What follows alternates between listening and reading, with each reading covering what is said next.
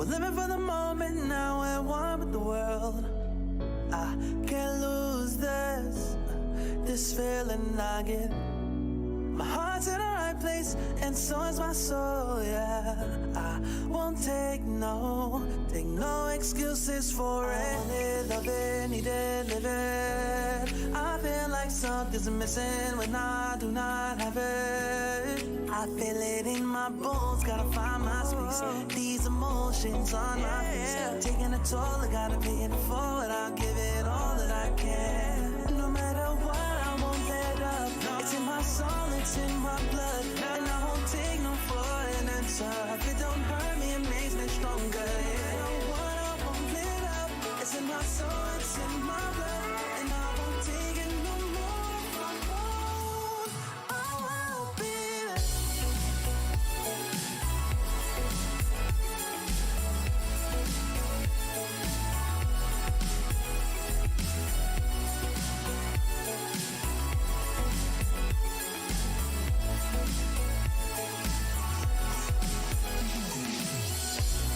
Just leave it to me. I know what I need. You'll find if you see.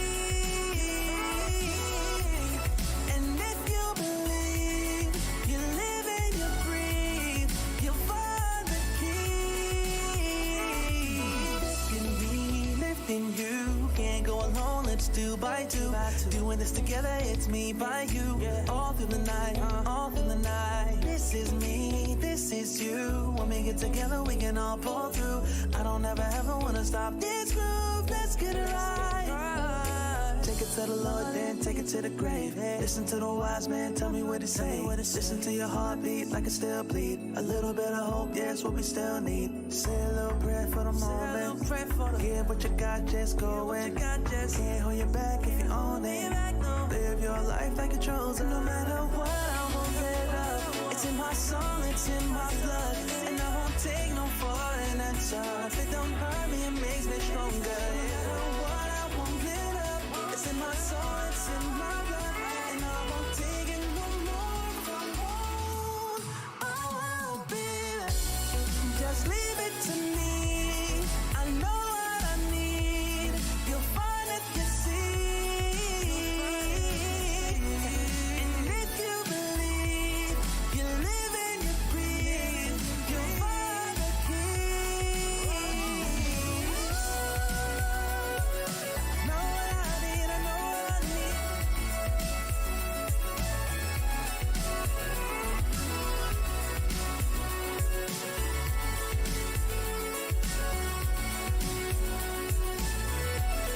You find the keys,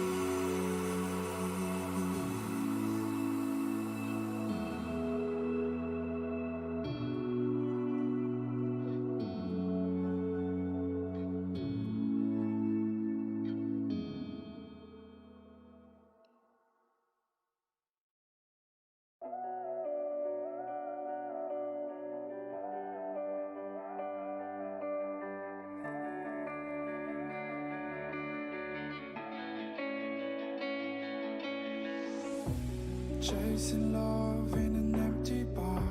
Pour a drink till I make it past. The midnight hour seems to come and go, but I know. Walk on up with a drink in hand, sipping mixers cause you can. And all the lights begin to switch off. You're chasing the light, holding on for life.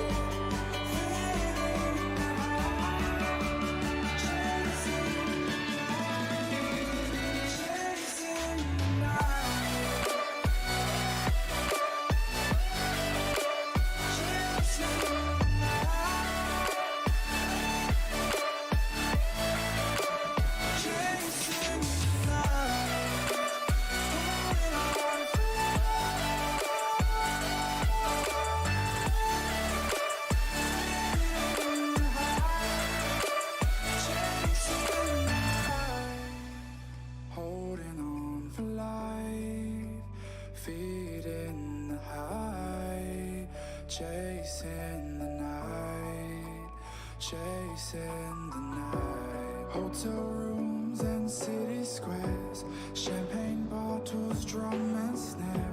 The sights and cities seem to fall away when you stay. Locked in love for a night or two, losing sleep just to get a few.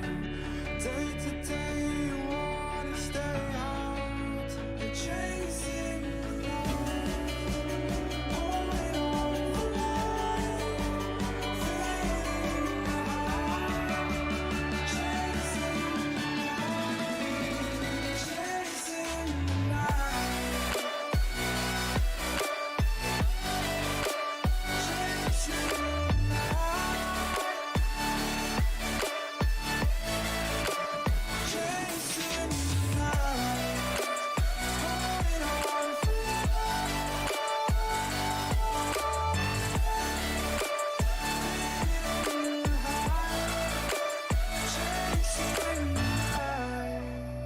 holding on for life, feeling the high, chasing the night, chasing the night, chasing the night.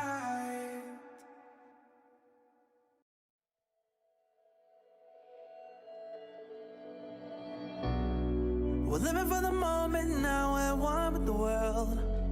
I can't lose this feeling I get. My heart's in the right place, and so is my soul, yeah. I won't take no excuses for it. Love it, need it, live it. I feel like something's missing when I do not have it. I feel it in my bones, gotta find my space. These emotions on my face, taking a toll, I gotta pay it forward. I'll give it all that I can. No matter what, I won't let up. It's in my soul, it's in my blood, and I won't take no for an answer. If it don't hurt me, it makes me stronger. Yeah, no what, I won't let up. It's in my soul, it's in my blood, and I won't take it no more. I won't be there.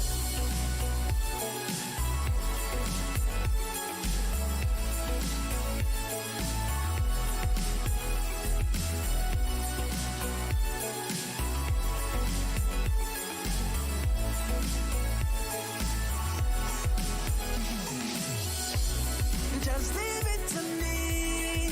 I know what I need. You'll find if you see.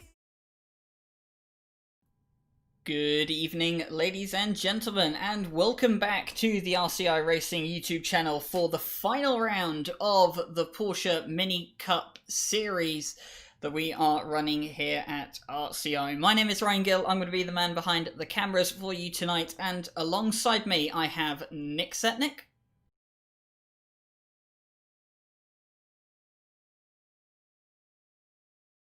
Nick?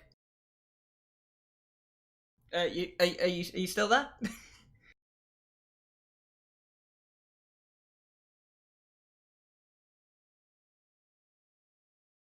Oh, hang on a minute. Okay, hang on.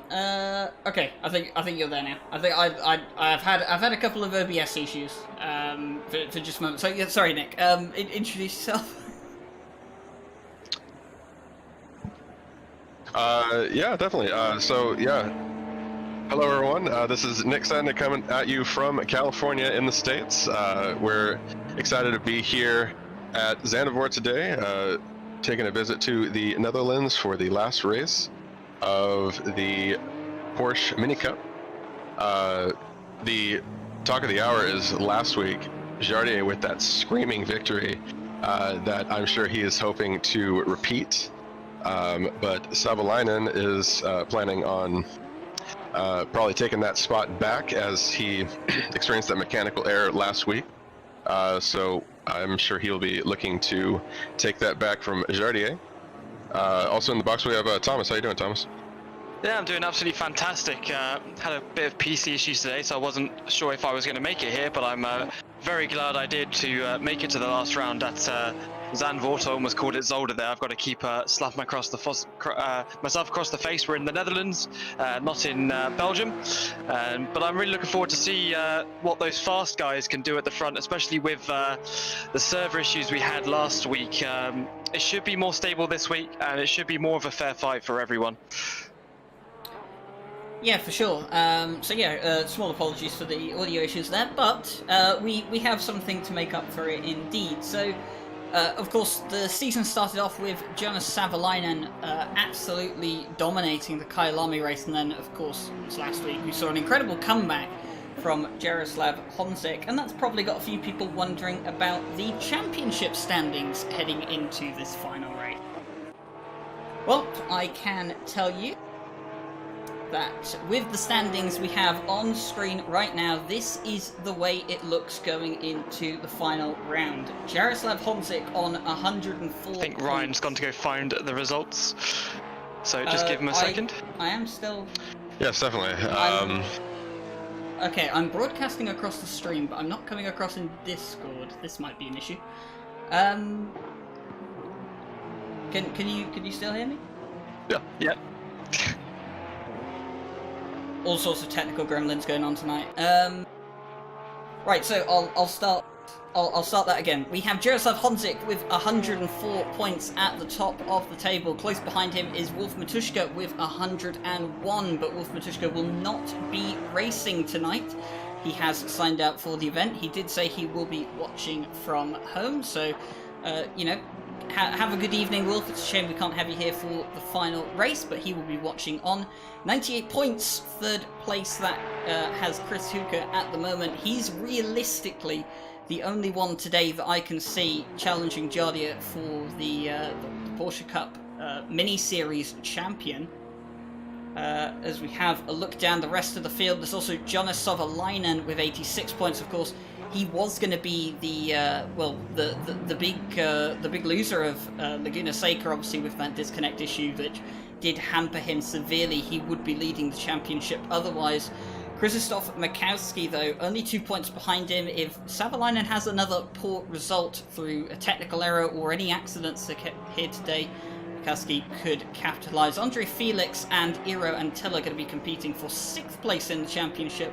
And then look how close this is for 8th. Samir Ibrahimi, Zahir Essa, both on 66. Ondrej Dedicek on 64. Martin Lawrence on 63. And Alan Garland on 62. 5 drivers there separated by just 4 points. That is going to be incredibly close as we come towards the end of qualifying now.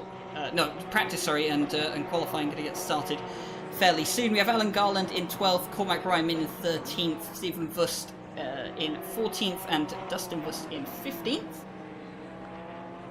Coming on to the second page now, we also have Mattis Kopf and Jan Matthias. They're going to be competing with Dustin Vust and Stephen Vust actually for 14th and 15th place respectively. Kilian Ryaminen also, he's going to be in on that battle as well. Vanko Dimitrov and Giannis Saknis are also going to have something to say about 20th place. Lubomir Zeman is not racing here tonight. Valentin Barrier on 26, Billy Octane there on 23, Amir Hosseini on 21. Ossi Takamaki has signed out of the championship, so that means that if Ismail Lebrec is racing here tonight, he should jump him, as should Alexander Doricott, although it has to be said, Doricott did not score points last time out because he was disqualified.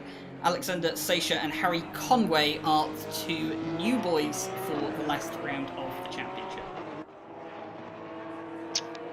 Thank you very much, Ryan. Yeah, so those are the championship results, and they can very much change, especially in the mid-pack and even in the pointy end of the grid. That will change during this race, especially with sign-offs, as you said. It's a shame that they didn't come up for this last race, but still I'm glad they joined us, and it's glad we can commentate on them. But as we come into this last race, I've just been taking a look at the times they've been posting at the end of free practice. We saw the pointy end of the grid are more likely to practice their qualifying for this in this session instead of their race pace, because they understand these cars so well. That Sovalainen in the number 77 car, the car that possibly should have won it the last round, but if he did, then possibly wouldn't get the amazing ending that we did. He has the fastest first sector, second sector, and third sector to make a 1:37.4, 4/10 faster than Essa, the I believe that was the South African driver, but feel free to correct me, that we had join us in the last race. And he is absolutely putting on a great show as well. But Sovalainen, if no one comes and challenges him, this could be another easy win like he had in the first round, Nick. Yeah, absolutely. And I believe that Sovalainen is coming here for the victory. You know, that was a disappointing loss for him at Laguna Seca last week, with Jardia taking the pole position, just sneaking that past, and that photo finish that we saw made for some great racing and was very entertaining to watch. But I think Sovalainen is coming here with a fire under him, honestly, because he has proven that he has the pace to win against this particular grid. And the competition is stiff. I mean, we saw with the standings that it is not decided yet. This race will move things around, and the points will be delivered to those who can keep the pace, or keep up with their pit strategies, or even just beat back those mechanical errors, as we have seen throughout this mini championship, with Zandvoort being a fun track to finish this out. I will mention that we will be doing a late evening race. The race will be starting at roughly 5 p.m. in-game time, and we'll be finishing into the late evening. So we'll be seeing a nice sunset going into the dark, as you're seeing in practice here. So the drivers will have to compensate for that as well. Just kind of going into a cooler temperature in these loose, fun to drive Cup Porsche cars. So that'll also be playing into their strategies, and hopefully they can use that colder temperature to really bite into the track and make for some very exciting racing, Ryan.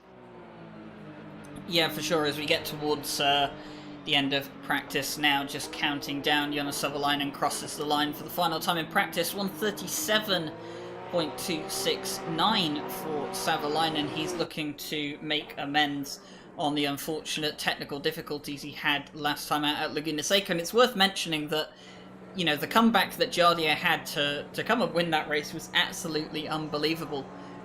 But your heart has to go out to Savalainen to an extent, because he dominated the race. He really did dominate the race. He was untouchable out at the front, and obviously to have that taken away by a technical error was a great shame for Savalainen. So, you know, it has to be said that he was really, really, you know, going for 2 wins in a row, and obviously he's going to look for a second win now, but had he got the win out at Laguna Seca, could have maybe gone for a hat-trick here today. Yeah, most certainly, but as we had said previously, it's kind of it's part of the game, a part of what we have to deal with when it comes to sim racing. Is you do have internet issues, and you either kind of have to look at it like a real-life mechanical issue, like a clutch gearbox malfunction, or you have to kind of say, well, even if you don't look at it that way, you still have to deal with unforeseen circumstances, and it's always going to be a part of all sports, albeit online or in real life. So it's something that we just have to take on the chin. And he very much did congratulate Jardia on the win at the end of it on Twitter. And although unfortunate, as you said, it's still really good sportsmanship from the driver, and it's that kind of mentality that does bring you to the front, and it makes you stand out in a group of pro drivers like this, Nick. Yeah, absolutely, and that professionalism is really what we strive for here at RCI Motorsports. Always looking for those caliber of drivers that are fast on the track, but also fast to be gentlemen in the chat box, and that's huge. Honestly, it speaks to their character. It speaks to Savalainen, who is here for the 3rd race and is, you know, aiming for the win, but he's gonna win out of you know, setting his own pace and showing off his skill to these other very capable drivers, and I am expecting great things. Yeah, indeed. And I was looking further down the grid. So a couple of cars getting it wrong in the first sector. I think, although we were talking about Laguna Seca last week being a bit tight and twisty, this is probably the track to go to. Tight and twisty parts of, this is the tight and twisty track of the game, really. Although there are a couple of lines in like the last sector that you can take to make sure you get your preferred apex. For the first and second sectors, it doesn't really happen so much, as we are riding on board with Jonas Soverline in the number 77 Porsche Cup car. Of course, everyone has the same car, so these times are set by driver ability, and of course you can change the setup, so the knowledge of your own vehicle and whoever is possibly helping you, if not by yourself, will definitely help you get to the end with better tyre wear and better control of the car. And this is probably one of my hardest points of the circuit. I can never get this apex right. I don't know whether to hit it early, late, or in the middle, but he's definitely gone for a late apex there. You can see he was waiting to bring it onto the inside, so when he hit it, he could put the power on as hard as he could. You see him crest this little hill here. I would say little, if you probably go on foot, it's quite probably quite high as he goes on the harsh bit of the corner. It doesn't actually hit the apex there on the left hand side, but he does hit the curb on the outside. Gives him the opportunity to plant the power down. It pushes him back on track, slows down a little bit, hits the apex nice and carefully. You can see he has complete control of the car, even though he has the two cars in front of him. Dirty air does not seem to be in effect so much for him, and he just hits the curb very nonchalantly without hitting the grass on the outside, and he crosses the line, and of course brings him to first place, 1 second quicker than the second place Chris Hoker in the 99 car, Ryan. Yeah, and just to point something out there, as obviously Thomas, great commentary there on the qualifying lap from Savalainen, but a 1:37.3 for his first lap straight out of the box. I will remind you, his best in practice was a 37.2, so to carry that pace he had in practice straight into qualifying right off the bat is so impressive. Time starting to get a bit closer now, obviously. Chris Hooker with being 1.1 seconds slower. I imagine, Chris, maybe a mistake or some traffic in there as well.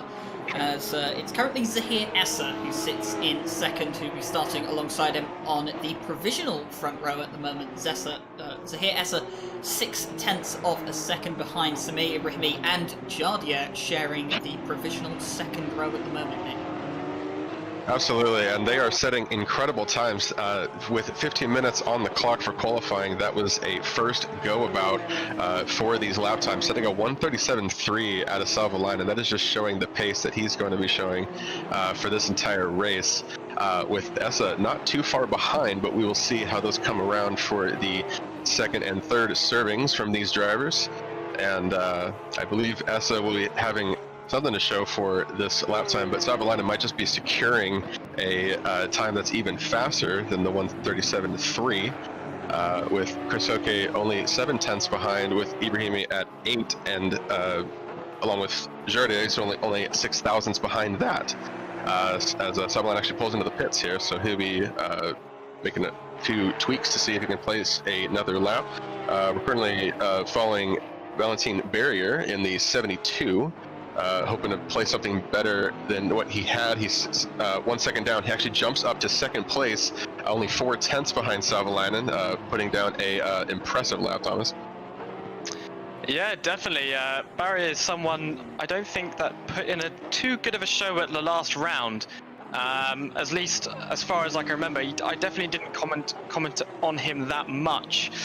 So to see him up at the top is definitely a welcome for him. I was looking further down the field, actually, to 12th and 13th. The family members of Verst are in the number 11 and the 45. Only about 1/10 separating them, or even less than that. So they've definitely been training together and been giving each other tips, but it was also left them in the way of themselves, which is not too great for those two family members there. But the other family members, the brothers of Keenan and Cormac, the Ryan Meenan brothers, in the 23 and the 12 cars, they're slightly more split up. The first one is in 16th place with the 1:39.4, whilst Cormac is in 20th place with the 1:40.0, but they still have 8 minutes to go, and let's see what they can pull out the bag, Ryan. Yeah, for sure. And someone just asking in the chat if we had the standings available anywhere. They are available in the Discord for the Monday Championship information channel. We did have them on screen just earlier as well. We will have them on screen again before the start of the race. So if you stick around, you will get to see the championship standings. We'll just have them on screen whilst the formation lap is running. Having a look at the times at the moment, though, Samir Brahimi just under 4/10 within Savalainen's reach now. And Savalainen, he's gone out, he's done 2 laps, but he's not really managing to find any more pace. He is out on an outlap again now, but to be honest, I don't really see him improving too much from a 37.3. Yeah, that is a absolutely blazing time for him. I think he was setting that just to kind of set that pace. He did return to the pits after that lap there, so he's out for a pace lap now.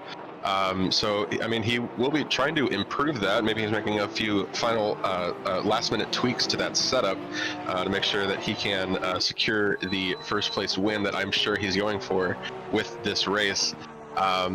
But the other lap times behind him, he is holding on to first pole position currently, but Ibrahimi jumped up to just 3/10 behind him, just sticking past barrier there just a little bit, who's also in the pits as well. So I think we'll be seeing at least a few more laps from everybody, at least in the top 10, if not everybody on the grid. We'll be placing at least one more hot lap. Yeah, indeed, especially with 6 minutes 27 to go. Now is the time that you want to be coming in, making the last second adjustments, as you were saying, and to get the car back on track again. Back on track again. The aim is to get your car to be the last across the line, so you can have the best track possible and the most room possible, so you can make all the mistakes, or of course make the perfect lap that you want. But of course you don't want to make mistakes. I don't know why I said mistakes, as we actually watch Jardier now coming into the 3rd sector of the circuit, that very high curved area there. That's, I think, going to cause a few incidents throughout the hour race, or at least I hope not. After the restart we had last week, that's definitely something that we want to avoid this week. And of course we heard that what you were all saying in chat, and we feel the same. We want to try and avoid it as much as possible, but sometimes you just have to do what you have to do. But anyway, I was quickly looking at the times in game, and even though Savalainen in the number 77 car, of course, our pole position guy so far, he did have all 3 sectors, all fastest 3 sectors of his own in free practice, but they're all split up between himself, Jardier and Essa, so there's definitely more time for these top 5 guys to try and find, Nick. Yeah, absolutely. And Savalainen is actually one of the only drivers on the track currently that is up on his Delta. It is a solid 2/10 right now.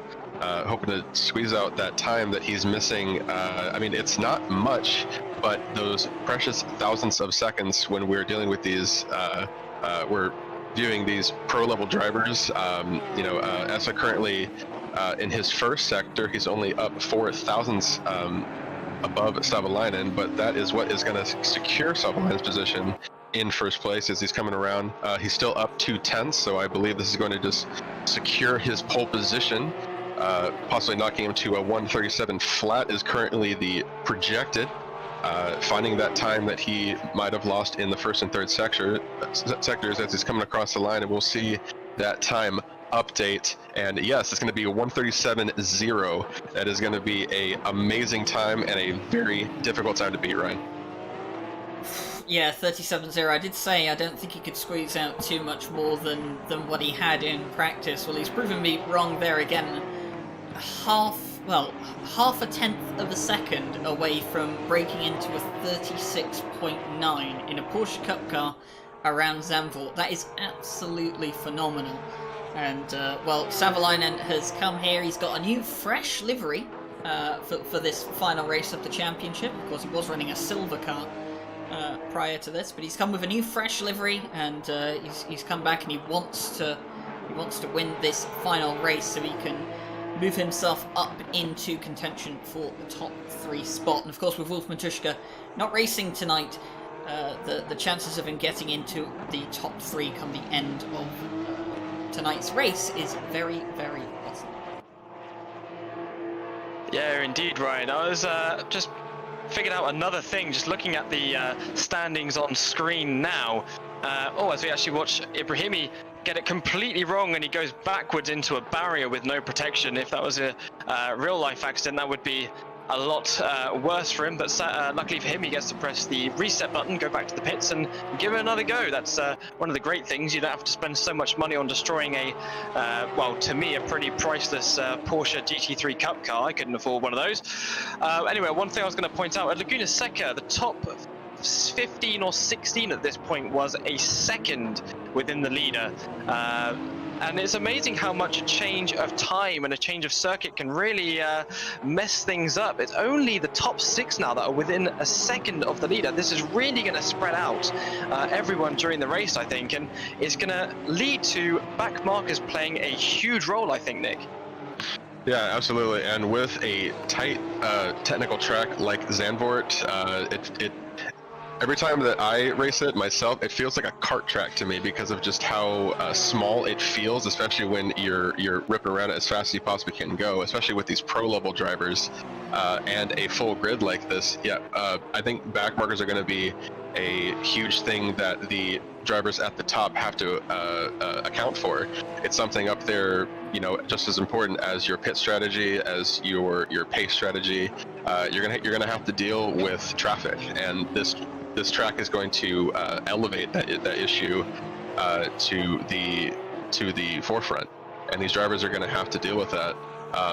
So we will see how the top drivers see that, as the traffic will spread out. I mean, especially with these paces, the top 6 are all currently within a second of each other, and that just goes to show the caliber of drivers that we're seeing as we're coming 1 minute left in qualifying to see if we can sneak out a few more lap times. These lap times are really impressive. I mean, with a 137 flat being pole position, and you're still within a second of that, that is not something to downplay at all. No, for sure. And as we come into the last minute of qualifying here, we're on board with Chris Hooker, who is 3/10 up on his lap at the moment. That could net him 3rd place on the grid. Will get him on to the 2nd row provisionally at the moment. Don't realistically think anyone's going to challenge Savalainen for pole position today, but of course pole position's only half the battle. Difficult to overtake here, but my first commentary was actually at a Zandvoort Porsche Cup race.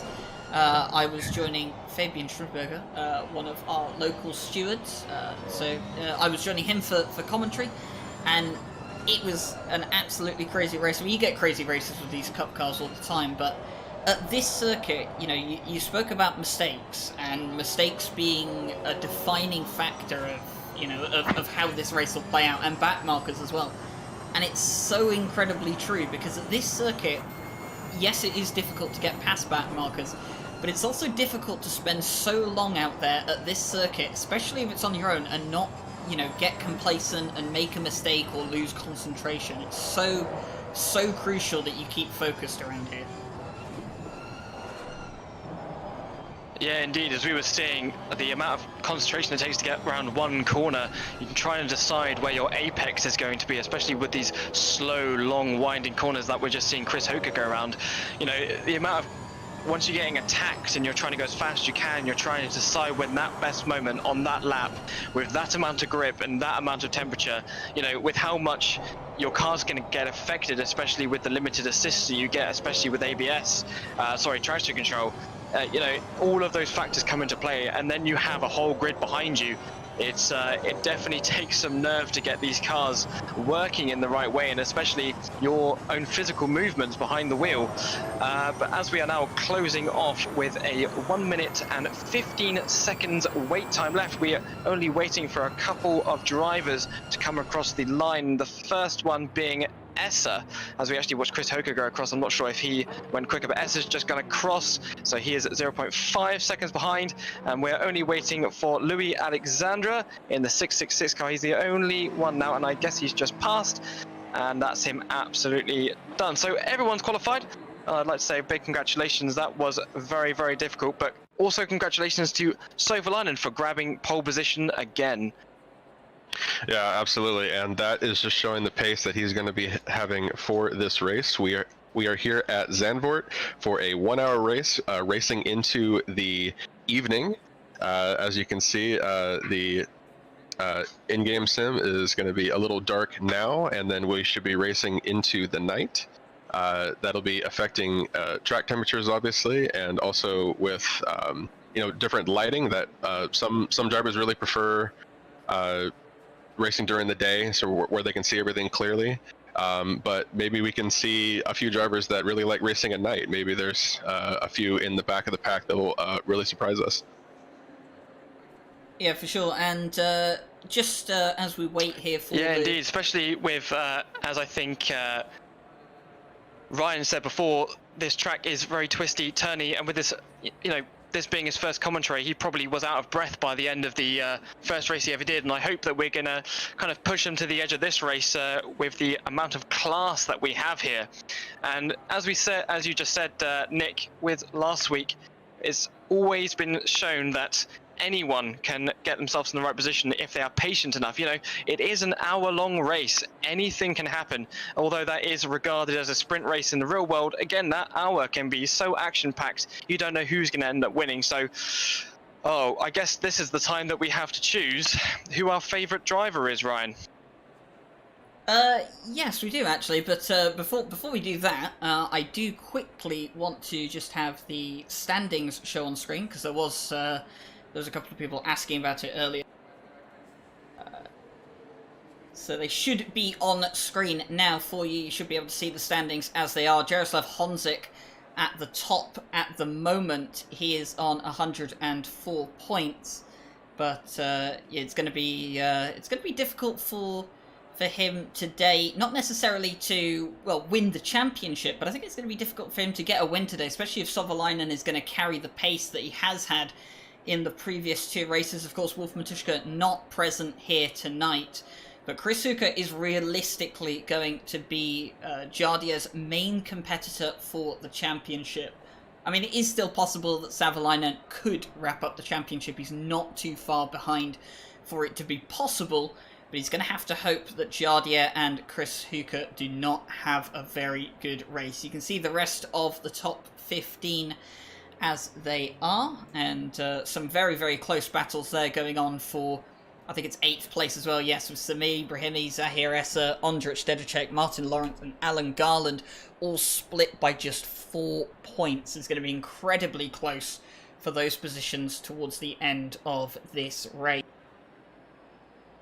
And then, of course, the second half of the table as well. Kilian Raiminen has some work to do, as does Billy Octane, to be fair. They've been underperforming a bit compared to what we've usually seen. Kilian won't be too happy to be behind his brother Cormac, who is currently 13th in the table. And, of course, Harry Conway and Alexander Sesha are 2 new arrivals for the final race of the season. So they'll be looking to pick up any points they can. Yeah, indeed. I don't think at this point they will be thinking too much about the championship points. Of course, they know about it. They know where they are in the standings. But whilst just sat with 1 minute left to go, the last thing in your mind is trying to figure out where you need to place to get the points you need. You're just going to be going as hard as you can, and that counts for everyone on the grid. And that's what I love so much about racing. You reach your edge of your ability, and you will go flat out on your ability edge as for this hour. So although some guys may be slower than others, they are pushing just as hard. So you've got to give them some credit where credit's due. They are still in the pro class and they're still doing this hard work.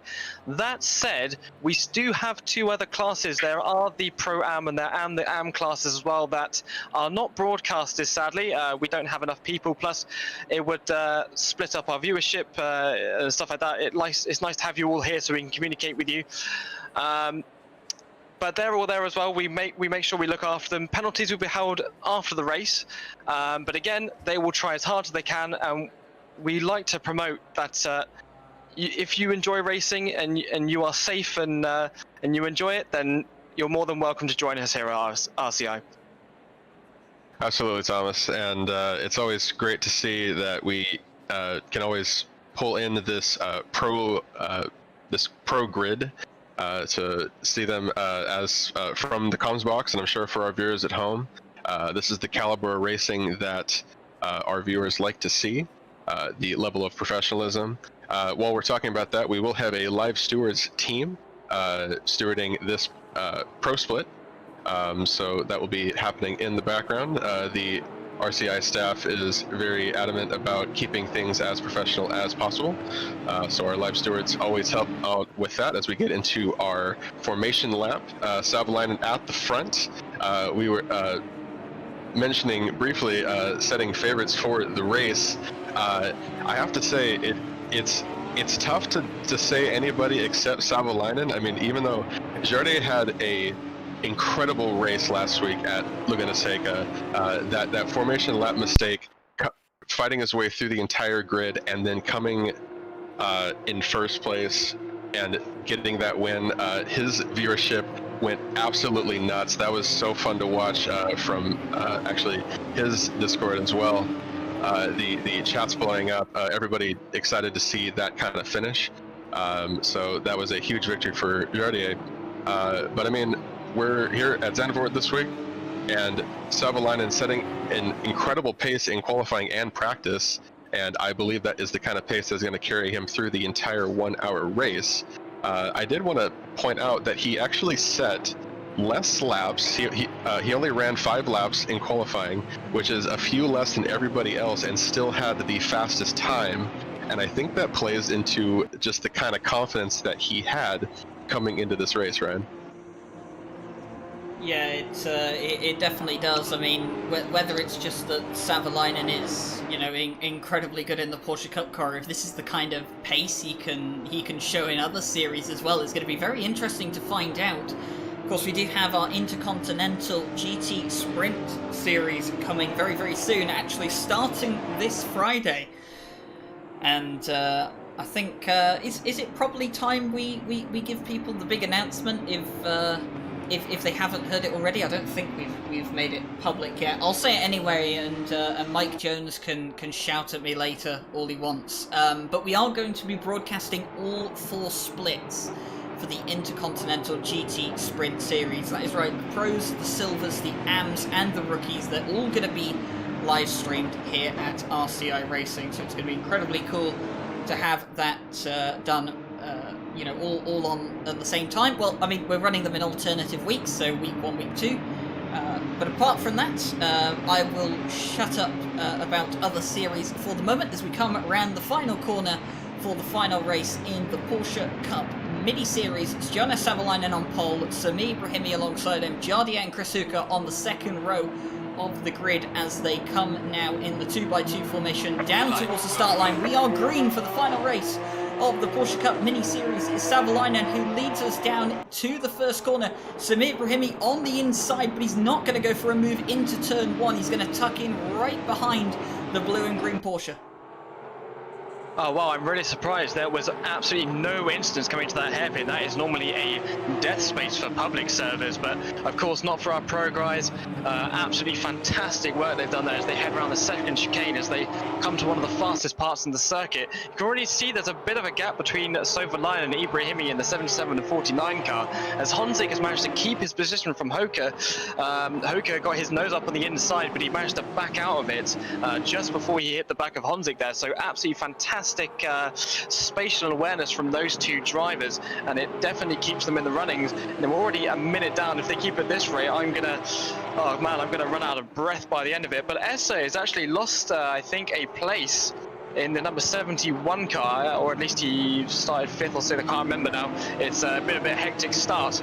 But the leader already has a half a second lead, all the rest is 0.3, 0.2. If he can keep this up, then by the end of the race, he will have a few seconds lead, but of course, he has to make sure that he doesn't break under the attack of Ibrahimi there, Nick. Yeah, absolutely, and that is the kind of fight that is going to keep Savalainen within a reachable pace for our top 5. Ibrahimi keeping up the pressure, keeping in within that half second. Savalainen trying to pull away as they're actually setting up a little bit of distance between first, second, and then to third. Is it going to be another second as they're coming across the line now for fishing finishing up the first lap. Yeah, I mean, clean first lap for a track that is this tight and technical. Just showing the caliber of drivers that we are seeing, as Savalainen is actually going to get is still under attack from Ibrahimi, who is not going to let up that pressure, because Ibrahimi knows that if the pack lets Savalainen sneak away with this, it is going to be a long fight to find the back of Savalainen later. Yeah, indeed, and that gap moves up now to nearly 0.6 of a second. So it's getting even worse, with Honzik moving even further behind that. I think the long twisting turns here, as I said, with the late apexes, definitely lends itself to stretching out the field. So I'm going to reiterate what I said before. Back markers are going to play a huge part in this. And I was about to actually say, I looked further down the field and I saw this battle as George actually switches to the battle I was about to talk about, as we see Bust actually get out of the way of Conway, and it's actually leaving the door open for Keenan Ryan Meenan. Keenan, is it Keenan? I think it's Keenan. In the number 28, but 28 gets past as well, continues to head down the field, and when one car gets past you, you allow yourself to be attacked in the next corner. You don't have the opportune line, as he has 4 cars behind him now, kind of waiting to get past. So that would bring him all the way down into 18th or 19th place. So not a great start for Worst there. His, I don't want to say brother, because we haven't mentioned that they were brothers before. As we actually watch the other cars go off the track there, that is going to be some investigation. I think that might end up being some sort of incident, as they go 3 wide in the background as they come up to the first corner. The car on the outside definitely has the camber to take more speed into the corner. The first car in the blue, I think that is the 23, one of the Ryan Meenan brothers, he managed to get ahead, as we actually watch Octane gets back ahead of Matthias. Matthias is now having to defend from Cormac Ryan Meenan, the number 12 car.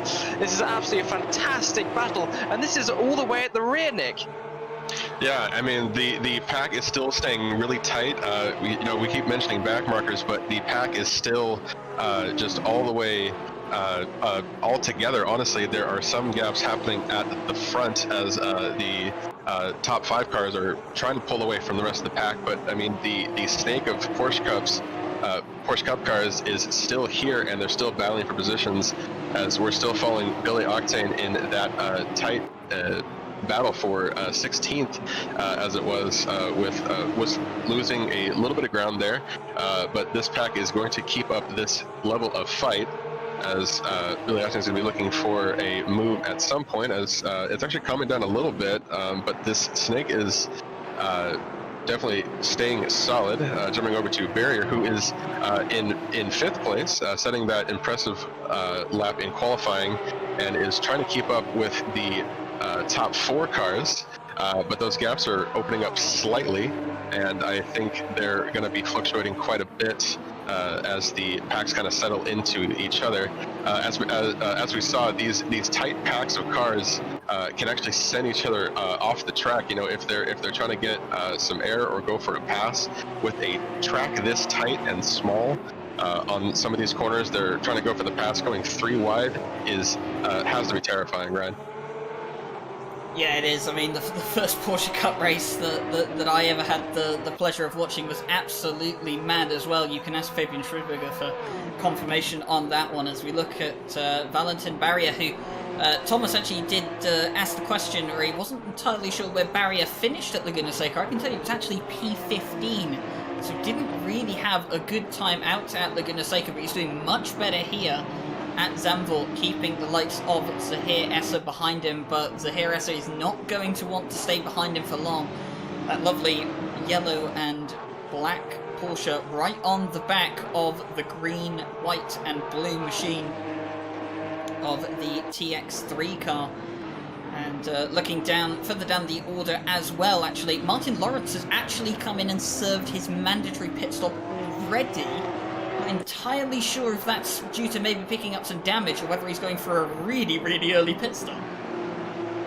Yeah, indeed, especially coming in that early. Maybe he was part of one of the harsher battles that maybe you just really don't want to be a part of. Maybe you got pushed out a little bit wide and you think, well, maybe I'll do better doing my own pace around the back and I'll have a fight in the last 5 minutes. Of course, the race is not won within the first 5 minutes. I mean, we are past that point now, but maybe I should reiterate, maybe it's not won in the first 10 minutes. It's won in the last 5 for sure. And as Ryan pointed out, every driver here has to make a mandatory pit stop. You don't have to take any tires, you don't have to take any fuels, but you have to stop in your pit stall and you have to start again and leave the pits. Of course, any penalties given to them from going too fast into the pit lane is not done by us, that's done by the game. That is absolutely fair. So they, of course, adds a little bit more pressure onto them to make sure they absolutely get that pit stop right and not lose any time at all, especially with how close they're being, Nick. Yeah, definitely. The pit strategy here is going to be a tight call. As we saw in previous races, a lot of the top drivers waiting until the last 15 minutes to pull in for their pit stop, knowing that they have to set those paces, they have to get in those positions, and pitting at that point is just setting them apart on time and seeing how fast they can get in and out of that lane. Obviously, looking to Seika's pit lane is a little more punishing than Zandvoort's might be. But that strategy really comes into play here, where you know, if the drivers are keeping even pace with each other, they're getting into these tight battles, and they can maybe shake things up by pulling into the pits and getting some pressure off the back of them, which is something that drivers definitely need if they're going to be staying consistent with their pace, especially in these loose-ended cup cars, where a certain amount of pressure at the back or getting caught up in some traffic can cost you so much time. So that is a huge part of their strategy. Yeah, indeed. As we are looking at Essa now in the number 71 car, he's been pulling out some mega performances since he's joined us from the South African leagues. It's absolutely amazing to have him here, and he's nice to see someone else branching out. He definitely has the pace to be doing this, so it's nice that he's decided to finally take the decision. It was almost unfortunate to see him try and take a tighter line on that last corner, hit the curb and lost a lot of speed, but he definitely knows that that was a mistake, and he's not going to be probably doing it this time. You see him braking slightly later than barrier in front of him in the number 72. Of course, they are number neighbours, but they are definitely not friends on track, as he continues to get closer and closer in the braking zones. He's going wider into the corner, and he's grabbing his apex slightly later. He's putting his foot down slightly faster, so he's getting gradually closer as we ride on the back of barrier now. Can't see much of the car behind as there's a massive Porsche wing, and they actually touch the 71 of Essa. Gently hits the guy in front of him. He's giving him a flash. I don't know if that's in sorrow, saying sorry, or whether he's a bit angry that the car in front of him is driving so slowly to him, as it again pushes him well back as they come to one of the prime overtaking spots in the circuit down this long straight and round that first corner, and it actually brings him closer to Antilla behind, Ryan. Yeah, it does. I get the feeling that with the way that flash was conducted, it was probably a my bad, it didn't mean to do that kind of you know, little flash of the lights. Just spotted as well that we have George Smith in the chat tonight, our South African staff and commentator here at RCI. He's going to be cheering on Essa for the rest of the night. Billy Octane has a drive-through penalty for causing a collision with someone in the opening couple of laps. The live stewards have decided that he is worthy of a penalty, so he has unfortunately been given that. Yeah, absolutely, and just showing that we do have live stewards here for this race at Zandvoort, the last race of the Porsche Mini Cup. The drive-through will be served by Billy Octane down in 17th, which is pretty difficult, as he was probably not setting the pace that he wanted in qualifying, being down in 17th and dealing with those battles down at the back of the pack. So that is going to set him a bit further back, as now we have up to 3 people at the back that have taken their mandatory pit stops. Again, we're not sure if that is just to fix up some damage that they might have collected in the first 12 minutes of this race. Zandvoort being the tight track that it is, I mean, we saw that battle with barrier. The passing on this track is so difficult that even if you have the pace to get around somebody, you have to find that opening, and if they're not going to give that opening, it's hard to find it in those that defensive driving style. So we will continue to see that as passing can be dangerous, but if you want to gain positions, it's because you have to have amazing pace and you have to find those tiny little openings. Yeah, for sure, and it might be time for some drivers that are definitely caught up to maybe do what the Gartland, Lawrence and Verst has done, and maybe come in and serve their mandatory pit stop. Of course, most of these drivers in this hour will not be taking the extra tyres. They may use it to repair some damage, but again, because the mandatory pit time is so small, you're losing time doing anything else apart from just stopping going again. It's effectively like a mandatory penalty, somewhat. So with that he is caught behind, like Nick said, maybe now is the time that he definitely has the pace and he definitely has the know-how, so why not just serve that penalty? But of course, as well as wanting to win and do well in this race, you also want to have those on-track battles, as much as everyone doesn't like to admit, or doesn't like to admit that they don't like pushing themselves harder up the grid, higher up the grid, but sometimes having having a battle on the track can be more fun. I think I would definitely be staying on track to push him a little bit more before I made that decision, just because it is so early in the race. You don't want to possibly put yourself with the back markers and maybe slowing yourself down further. It's definitely something they are going to have to think about as they go 150 miles per hour down this straight, as we watch Stephen Verst in the number 11 car get closer and closer to Kampf. Kampf is someone we've actually been watching pull off some really kind of harsh, not harsh moves, aggressive moves on other drivers. I really like to see it. If you can make the car stick, especially with the cambered corners you have around here, I think people forget that that camber can really help you pull off some really fantastic and show-stopping moves, and hopefully we can see more of that, as Kampf is actually, I think, gaining time on Doricott, the guy in front of him in the 21 car, but we're definitely going to see some aggressive defending now as Verst comes up close behind, Ryan. Yeah, we do, and actually some news from the stewarding box at the moment. I did say in the chat earlier to wish Mr. Mike Jones a happy birthday, of course, but well, Mike Jones is shaking his head at the moment. I can actually see him from here. There was a mistake. Billy Octane was not the car that was involved in the incident that gave him a drive-through penalty. The penalty has been rescinded, so Billy Octane has been found not guilty. It was actually mistaken identity. It's actually Harry Conway which has received a drive-through penalty for causing a collision, and you might wonder to yourself, well, how does that happen exactly? How can you have a mistaken identity? Well, it's actually very easy when you have two cars with identical liveries running. It can be very, very easy to maybe have a little mistake of identity, and you get numbers mixed up. But it was Harry Conway that was responsible for the incident, and he has been given the drive-through penalty. Billy Octane's penalty has been rescinded. Yeah, definitely. That is an issue that I guess real-life commentators have as well, especially with more teams being real-life. We don't so much have that issue. It's like having all privateer teams when we do our events, which is actually quite nice. I always like to support an underdog.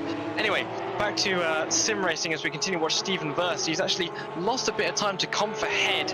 He is now 0.3 behind at the last sector, and I think that's gone down even further past the last corner. It looks more like, 0.5, I was going to say 0.6.99, so practically he's getting further back, but he definitely has the pace to catch up, as we can start to see the light having an impact on the road ahead. So the light is definitely coming down as the sun kind of burns the camera lens as we were coming out of that corner there, as we are now looking at Cormac Ryan Meenan of Cormac GP in 16th place, that lovely black and I'd like to say Grello liveried car. I don't think the Grello is going to help him so much by the end of the race, but it definitely looks nice as they come up towards the second sector now. He's definitely getting closer to his brother in the 23 car, and of course these two guys, no matter what they do, they're always going to have an online battle, an on-track battle, aren't they, Nick? Yeah, and that is something that I always like to comment on, is that their pace with each other is so consistent that we get to see this every single time. The Ryan Meenan brothers like to hold pace with each other, and then at some point either one of them will pull away, or maybe one of them will get caught up in something and lose some time. But always for at least the first half of the race, they hold pace with each other and kind of help each other fight around the track, keep up that pace. Right now they're fighting for 14th place, but that just goes to show how consistent they are with each other, and how consistent they've been on every track that we've seen them race on. As we're actually going to jump over to Alexander Durakat, who is at the back of Kopf for 10th place now. Trying to close that gap.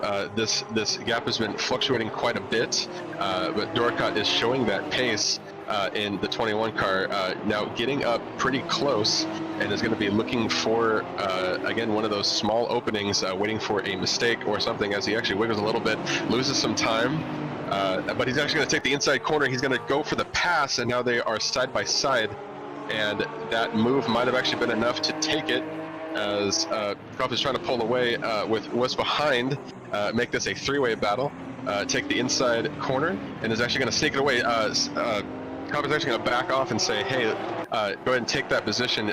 He has done it for that three-way battle. Yeah, and something I just wanted to point out further towards the top, and that is that Zahir Esser has started to drop back a bit now. In fact, Ondrej Dedicek has got past Zahir Esser, according to the leaderboard. And actually, Zahir Esser is into the pit lane. But Dedicek had actually got past Esser before he went into the pit lane. And that's actually quite significant, because Zahir Esser and Ondrej Dedicek are both in contention for, I think it is 6th place in the championship. So that is a significant battle there, which Ondrej Dedicek is currently winning, but we're going to have to see how that all plays out once pit stops are done. Dedicek right now chasing down Antilla. Yeah, of course, and now he's overtaken one guy. He's definitely got the ferocity to go and overtake another, and with this pace he's definitely not going to be pitting anytime soon, and I think he's going to probably do it in this lap or next. But of course this track is extremely hard to overtake. If the car ahead just kind of stays on his driving line, you haven't got much opportunity. But yeah, I think very interesting that, as you said, Ryan Esser to come in, but I think after staying behind for so long, I think it was barrier, and then to get overtaken because you were losing pace, I think it was definitely the right call for him to come in and run his own pace. Of course, he still has the guys running at the back, which in front of him now is the two brothers, the Ryan Meenan brothers, but they are 12 seconds ahead. So we have 12 seconds of his own relaxing time, and Conway is 9 seconds ahead. So he is he's on a Monday holiday all by himself, putting in the fastest times that he can. If you actually watch the white Porsche there go off on the grass, yeah, definitely extending track limits there a little bit. Not going to help them too much though, as dirt is definitely simulated on your tyres and is going to cause you a few issues with overheating and turning into the next few corners. As we come back to the Cormac and Keenan Ryan Meenan battle here, they're only separated by 0.8 of a second at the line. They need to be a little bit closer to getting contention of overtaking as they get to the hairpins. I wouldn't like to be one of the brothers that hits the other brothers off, because of course you have each other's contact details and you know where each other live, so things can probably get a little bit heated at family dinners. As I actually watch Cormac go really wide there, I wonder what that was about, Nick. Looks like he might have made a slight miscalculation, which Zandvoort punishes you pretty harshly for those little mistakes, as we've seen the gaps fluctuate so much based on just where you turn in for a particular corner, what kind of pace that you're holding through it. And Zandvoort is going to magnify all of those little mistakes as we're jumping back over to Stephen Worst, trying to take this position back from Kopf, who has got back in front of him. Looks like, and this three-way battle is holding strong, and I believe anything like this is going to come down to small miscalculations, and if someone in the back can hold pace or just kind of work that work that line and get in front of the other two. That is what is going to settle this battle. Doricat trying to hold on to some pace, but the pressure is definitely on as they're coming out of the main straight here and opening up just a little bit. But again, these gaps are going to fluctuate quite a bit. Every little tweak in these turns is going to either cost you or could even slingshot you ahead.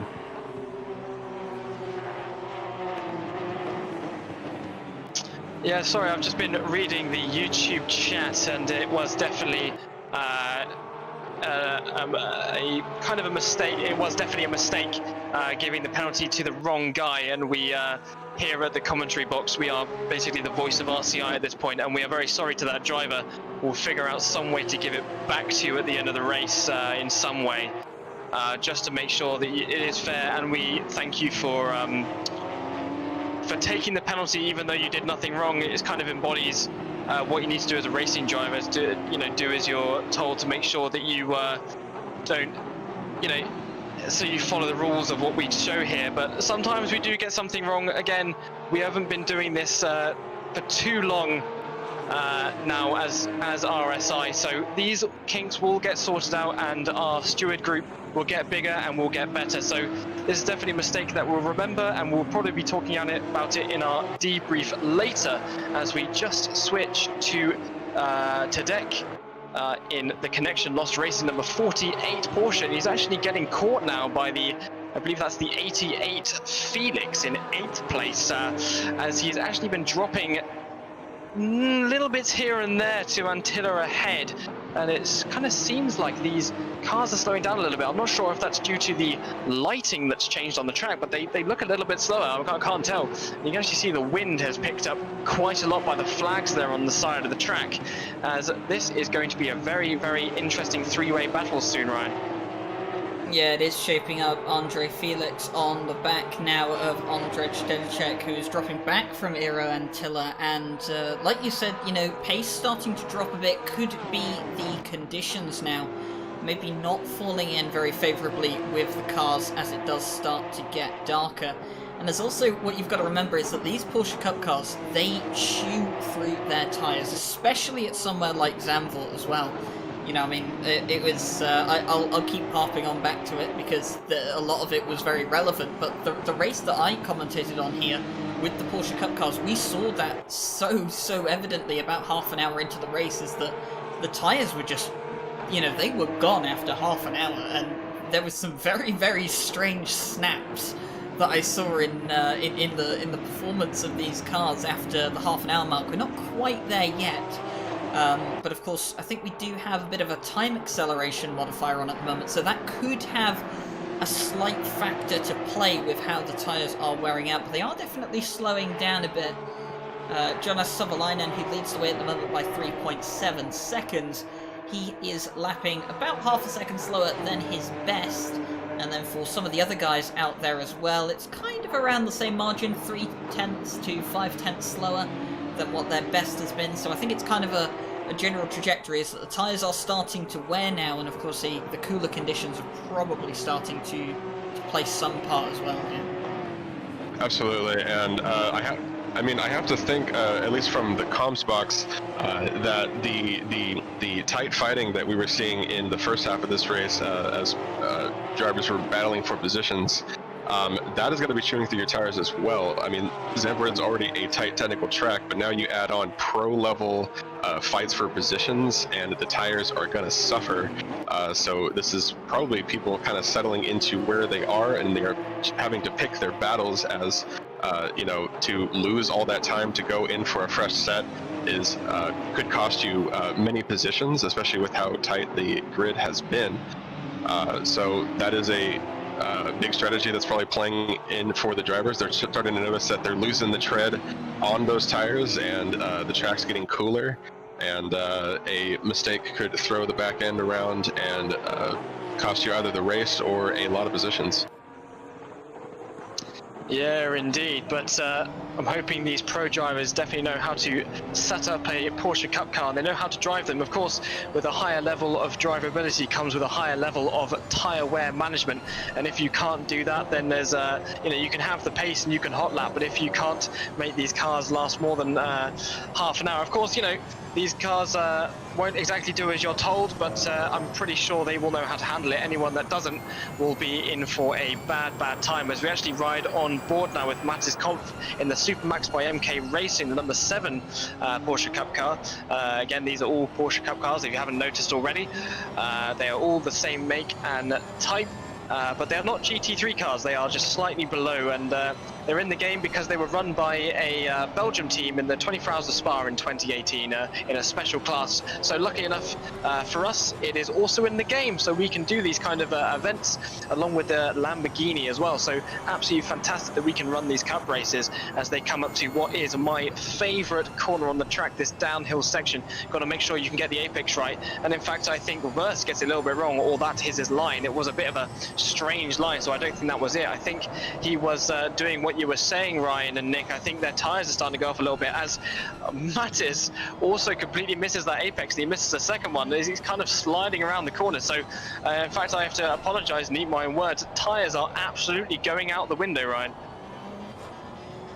Yeah, they are. It is something that you do start to notice with these cars, is that the lack of traction control plays a massive part in how the tyres perform on these cars. You will sometimes see in some of the GT3 driver interviews that they'll say that they'll up the traction control for specific corners at certain tracks just to preserve tyre life, and of course you can't do that with these cars because they haven't got any traction control.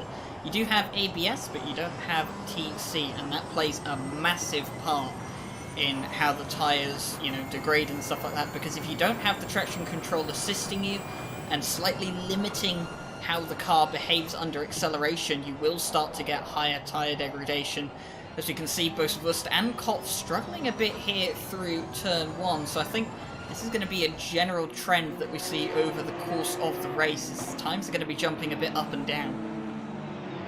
Yeah, absolutely, and those gaps are going to keep fluctuating like that. We were seeing Kopf losing ground with those tight little mistakes that he was making in Sector 3. Coming out onto the main straight, but if they are equally making mistakes, then they're going to hold that pace with each other, as Kopf actually gets a little bit of a wiggle there, and I believe that's going to just be a trend for the rest of this race. It'll make for very exciting racing to watch, but it might be a little dangerous from the driver's seat for these drivers as we're jumping over to Dedicek. The track's getting pretty dark now as we're getting to the 30-minute mark. It'll definitely be nighttime by the time that we get to the checkered flag. So again, that's going to be playing into the strategy for these drivers. Maybe there are a couple pocket drivers that just enjoy racing at night, and we will see some positions move around as drivers adjust to the ever-changing conditions inside the sim. Dedicek probably doesn't quite have the pace on Antilla right now, coming out onto the straight, so that'd be him waiting for Antilla to possibly make a mistake, or maybe he can find a nice slingshot somewhere in these sweeping corners. We are halfway through. Yeah, of course, and this battle has been going on for a long time, and I think until one of them makes the decision to go into the pits, and of course, even though they're not swapping tyres, it gives the tyres a bit of a rest and recuperation. Until one of them makes the decision to do that or goes off track, there's not much of an opportunity for that to happen, as I keep seeing Dedek actually losing so much time in that first sector to Antilla. It's in the second and third sector where he definitely has him, but in that first sector, there's some drivers that are really struggling. It's either the high curbs or the camber, but there's certain drivers that get it right and certain drivers that don't, but they certainly all get the second and third sectors right.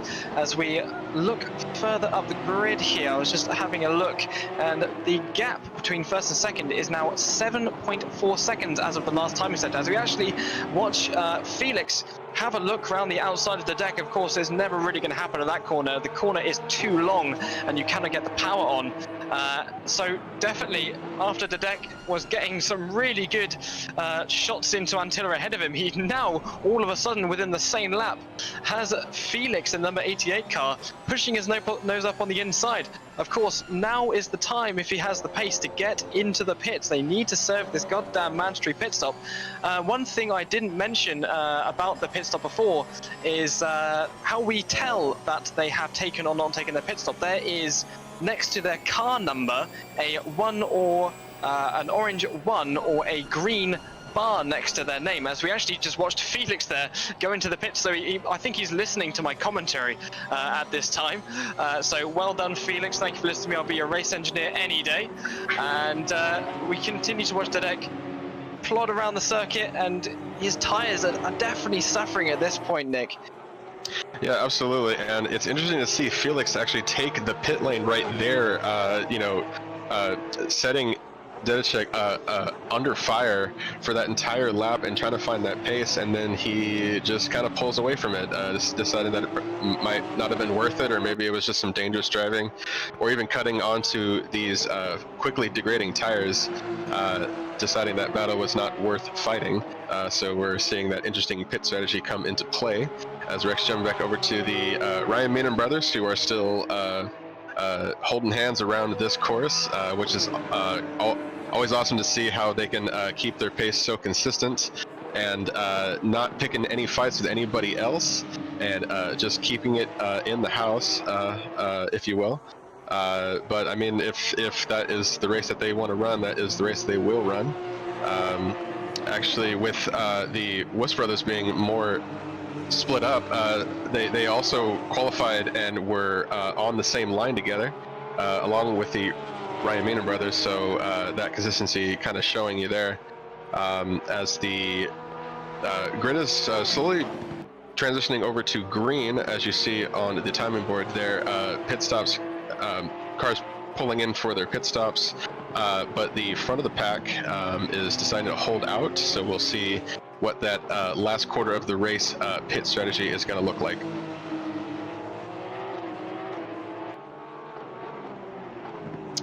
Yeah, indeed, as we only have the top 8 now, top 7, as Dedek has actually just gone to the pits.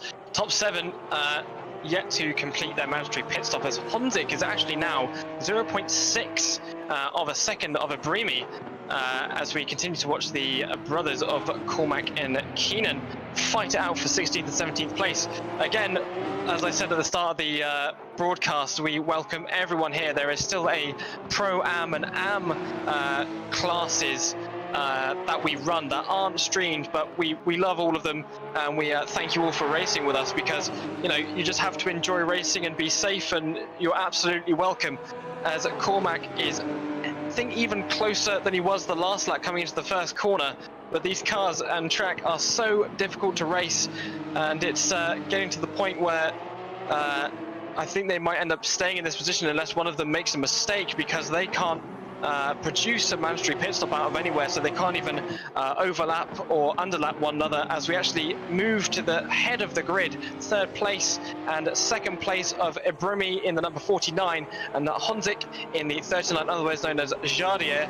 Jardier, of course, is a YouTuber, and he likes to join us for these championship events. He's been a good friend of ours for a while, and he's definitely, like he always does, pulls it out of the bag in the last half of the race, and he just ends up bringing out this incredible pace. And if he does manage to get past Abrimi with this pit stop still in play, I think he could definitely take it to the leader, Ryan. I mean, it's definitely possible. It is Jardier. We saw that amazing comeback at Laguna Seca that, amazing comeback that was mostly all his own doing, as he actually gets up the inside of Samir Brahimi, but he's not quite got the room as they come back towards the hairpin. They're going to come back down towards the bottom end of the circuit, but Jardier's got a lot of work to do realistically if he's going to get past Samir and then close down Savalainen. It's at least a 10-second gap between him and Savalainen. Yes, there's still pit stops to do, but honestly, just looking at the pace maps at the moment, I don't think Jardia has the pace to do it. I'd love to be proven wrong. I really would. But I don't think anyone today has the pace to match Savalainen. He's just been completely on rails today, and of course we haven't really seen too much of him because of that, as we come onto the main straight now. Jaroslav Honzik closing down Samir Ibrahimi, but it's so difficult to overtake around here. He's gonna have to wait until he's virtually alongside Samir down one of these straights if he's going to make a move realistically. Absolutely, and we saw that that slingshot that got him the win at Laguna Seca last week. Zandvoort really fosters that a lot. So if he's going to find an opening, he's going to fire through it truly, and that is what is going to get him into second place, which is what both of them are probably thinking is what they are fighting for. With Savalainen just increasing that distance now up 10 seconds ahead of Ibrahimi. So that kind of pace is almost terrifying when you're seeing these pro level drivers that can set incredible pace that I would never be able to keep up with. But even just see it in the pro split and have Savalainen just easily sticking out the first place, and he's going to take the inside corner, and as they're now going side by side, and this might be the opening that Jardier was looking for. As they're continuing going side by side, this could be terrifying in the Cup cars. Ibrahimi having the inside corner onto the right, and then Jardier is going to sneak it out just a little bit, nudging forward, and is going to secure it right there. Ibrahimi is not going to be happy about that as he gets back in line behind him, and that is just proving my point. Jardier found that opening and fired through, and has secured second place coming onto the main straight. Yeah, even a great driver like Jardier, his only opportunity to pass was because of a mistake by Ibrahimi in the number 49 car. As Ibrahimi goes on the outside there, he definitely has the camber of the outside so he can carry more speed in, as Jardier has to watch out for that high curve on the inside, but he's managed to keep it, and I think they're still side by side a little bit. They can definitely touch, and he just managed to get ahead as they come into the second hairpin here. So this is definitely a battle that we're going to have to watch to the end with 22 minutes left to go. So that's 10 minutes between saying it was halfway is absolutely flying by as we watch Jardier actually struggling to get a little bit of gap between himself and Ibrahimi. Normally this first sector is exactly where people are pulling away, and the second and third ones are where you can adjust your driving lines due to the car ahead of you, and you can gain that time. This is definitely a watch and learn track when it comes to making sure that you get the perfect line, Ryan. Yeah, it is, and wonderful piece of play there by Jardier to capitalise on Samir Ibrahimi's mistake and get alongside. It wasn't easy for him either. Had to take the outside line for the first part of the overtake, and then was able to have the cutback for the inside, so it was very well done. Not easy to do either, so Jardier just once again proving the skill that he has as a driver, but like you said, not really gapping Ibrahimi. It's staying within 0.4 of a second, but all that fighting has meant that Savalainen now has an 11.5 second gap at the moment. Just under 21 minutes left of the race. If Jardier is going to close down Savalainen for the win, he's going to have to go at an immense pace to do it. Absolutely, and just checking the best lap times just to confirm what we already know. Savalainen is holding on to a 1:37.1, while Jardier has a 1:37.7. So the best laps being 0.5 faster, Ibrahimi being slightly faster than Jardier. But I mean that gap has been shown. That's Savalainen has been fighting for that since lap 1, and that gap is showing on your timing boards now as he's worked his way into the 11-second range. Coming back to the Ryan Meenan brothers, who are still fighting for that position. Cormac has been not able to find that opening as Killing goes a little bit sideways into that corner, but the mistakes seem to be evenly split between the two. The pace is holding true, and they will be looking for probably just battling each other for the rest of the race. They've managed to do it on this grid. We were talking about backmarkers being an issue with this track, but they have been so alone this entire race. They found that space in either direction, and to just being able to kind of battle each other in that friendly, brotherly way, and that's got to be ideal to what they wanted out of this race. They always show up and have a good time, and it's been interesting that they just kind of found that space, and that's where they've been riding it for the entire race. Yeah, I definitely thought that back markers were going to be more of an issue, being a shorter track than Laguna Seca, and the time difference between the top and the bottom being so much more drastic. I think the only person I've seen actually having to get out of the way is the 21st place Louis Alexander in the 666 car. Again, he had this last week where he had to kind of move himself out the way.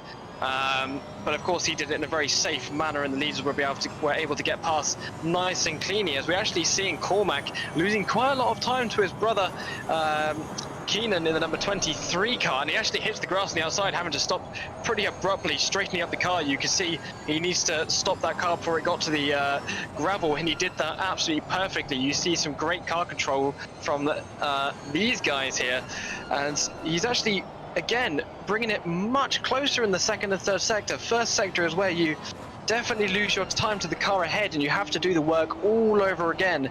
This long slug over an hour is definitely going to put some pressure on you mentally and physically, Ryan. Yeah, it is. Killian at the moment, struggling to keep Cormac behind him, and as someone who has raced against both of these guys, it always just fills me full of joy to see the two of them, so close together all the time. Looking down through the leaderboard at the moment, Samir Brahimi still sticking with Jardia, just about half a second behind him. I was actually keeping an eye on Zahir Essa though, because if you remember, he did pit quite a while ago now.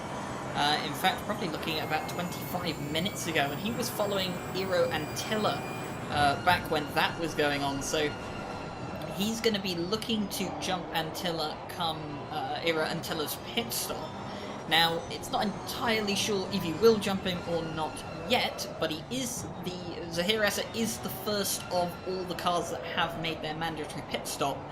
The only cars left in the field that have not completed that mandatory pit stop are your top 7. They are Savalainen, Honzik, Ibrahimi, Hooker, Barrier, Antilla, and Stevens. Yeah, indeed. And I'd like to point out that apart from the one penalty that we gave to the correct driver in the end, we haven't really had that many incidents. We haven't had that many penalties to give out. The stewards above us now in Discord are probably enjoying their time watching the race, and hopefully enjoying our commentary. If not, I would enjoy your pointers afterwards, but that's down to the briefing as we again continue to watch the Ryan Meenan brothers. It seems to be, and they're actually getting out of the way of the leaders there. I can't quite see who that is. I think that's Honzik and Ibrahimi. So they've absolutely flown past. You don't realise how fast they're actually going until a couple of cars are stood still, and it seems like they actually seem like racing machines than the TV cameras. It does give less sense of speed than I would like, but it's actually quite realistic if you do watch real life motorsports. And again, Cormac going quite wide there. He seems to be grabbing the grass here and there, trying to gain advantage as he comes into the apex, trying to carry more speed in. He has a little look to the inside. Of course, driver on the right hand side of the car is quite easy to see the apexes a few times for this circuit, and he's gone a little bit wider than his brother. And again, even though they are racing at the same speeds, absolutely fantastic to see these different driving lines. It's almost like having a BOP for each driver within the on the circuit. As you actually see now, the blue, the neon blue inside the cars that light up the cockpit. So definitely for these drivers, the track is going to look very different than what it did at the start of the race, Ryan. Yeah, it is, and I've just looked back down the grid again, and Ondrej Stedicek is under pressure again, now from Martin Lawrence, and I think, yeah, it is, Dustin Vust is not too far behind, actually, just in the background there, 2.4 seconds back. Ondrej Stedicek from the Connection Lost Racing team starting to lose more and more time towards the end of this race. Had a pretty good qualifying, but his race pace seems to have struggled, especially as we've got later and later on into the race. Tyres for these cars are going to be screaming. If you keep your eyes at the timing table towards the top, you will see that Samir Brahimi is still 0.3 of a second behind Jardia. Samir, well, he might have been passed, but he's not letting Jardia get away with it. And more importantly for Savalainen is still gapping Jardia. It's up to 12 seconds now. Yeah, Savalainen is showing that pace that he was promising from practice and qualifying. The victory is well earned in this mini championship. Savalainen showed that pace from the beginning. He had that solid win in the first race, and is showing it here, only losing the second to possibly a mechanical error. And that pace is really something that is going to make him popular, at least around RCI, into further events that he signs up for. That pace is just terrifying, and it's going to motivate these other pro level drivers to match it and possibly swap some setups in the garage. As we're going to continue following this battle, Martin Lawrence very close behind, looking for that opening, trying to take 10th place away from Dedicek here in the 48. As the track gets darker and darker, we're actually just getting into just full-blown nighttime racing here. As was mentioned, the drivers have to actively adjust to the changing light levels of the track and the temperature, and of course the Porsche Cup cars tearing through these tires coming into the first sector. And the pace is what's going to be interesting for the last 10 minutes here while they're fighting for these positions. They are going to be looking for those openings, trying to make these position changes, but mistakes could happen, and they're becoming more and more likely as the tires are kind of falling apart underneath these drivers, and they'll have to control their pace as the paces continue to slip just a little bit as they get safer and safer paces down, and only looking to kind of bite into the track when they need to take some ground from the car ahead of them. Yeah, for sure. And of course, we've talked a lot about tyres during this race. Just watch the deck there go onto the grass. The grass is absolutely painful here. Of course, not as harsh as they may be in other games, although I'd like to say, from my experience, a little bit more realistic. Grass isn't always wet, and it's nice to see that that isn't the case in ACC, unless it is wet, and it's a wet race, in which case you're going to go sliding off and possibly speed off into the distance and into a tyre barrier. But lucky enough for these drivers, people keep asking for rain, but of course, that sometimes that is not just how the cookie crumbles, and it is a dry race, of course, and I think making it rain and the dark at the same time would have been very hard, especially for an hour sprint race where you're trying to put everything on the line. Could have been interesting, but we, of course, going to be running this group for hopefully a few many more years, and we can definitely have those sort of races. But at this time, it's definitely a dry race, and it's lovely to see these cars with the lights up in front. It's a shame that I don't think these cars get identification strips. You know, but great to see those, and I think it would definitely be helpful whilst I'm looking at them on Discord. Personally, it's kind of hard to see now who is what, but I believe we are now looking at, as I said before, the deck in the number 48 car, holding off Lawrence in the 171 car behind pretty easily. There's about 0.8 seconds between them at the line. That's going to pull itself up to about a second by the time they get to the end of Sector 1. In fact, I'm absolutely lying. It's gone down to 0.7. It possibly just looks like a second because of the speed that they're pulling off here. As I was looking just up the grid there for a second, looks like Ibrahimi is now 1 second behind Jardia. So Jardia is definitely putting a gap on the car behind, and he can definitely pit without worry of being attacked. Of course, the second is still very, very close as Lawrence gets even closer coming through the second sector onto this second, I'd like to call straight, but it isn't too straight, going over that hill into this tight and twisty section here, coming into the third sector as they are nearly back onto the front straight again. I wonder if Lawrence is going to be close enough to pull off this move and hopefully get a top 10, Nick. Yeah, absolutely. And Lawrence gained so much ground in the first sector. As we said, the lap times need to be made or broken in the first sector around Zandvoort, and you saw that ground completely gained by Lawrence there as the 48's trying to pull away a little bit, but we're going into another lap, another roundabout here, and see if Lawrence can actually close that gap and get to put Dedechek under fire, which is going to give him the position. The pressure he's been putting on him is got to be wearing on Dedechek to some amount, as he'll be looking for that opening as he continues to close that gap. The first sector is definitely in his favor, trying to get that ground back that he might be slightly losing in the second and third, but the first is definitely being very generous to him. Looking at the time board again, actually, Savalainen has pulled into the pits along with Jardier, getting those last-minute pits cleared up, as we'll probably be seeing the top 5 all pull in within the next lap or 2 to get that out of the way.